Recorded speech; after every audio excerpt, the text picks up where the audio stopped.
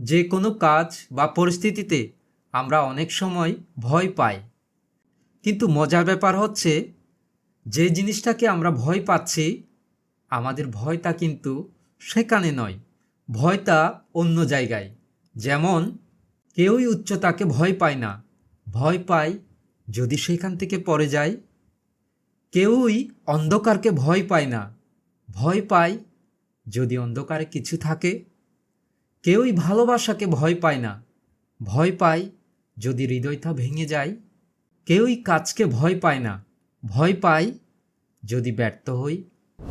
আমাদের জীবনে এই সমস্ত যদি, কিন্তু এগুলোই সকল দ্বিধাদ্বন্দ্ব এবং ভয়ের কারণ।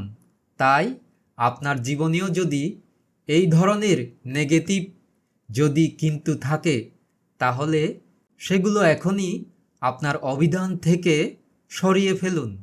তাহলেই দেখবেন যে কোনো কাজ করতে আপনি আর পিছিয়ে যাবেন না, যে কোনো পরিস্থিতির সম্মুখীন হতে একটুও ভয় পাবেন না। ভবতু সর্বমঙ্গলং।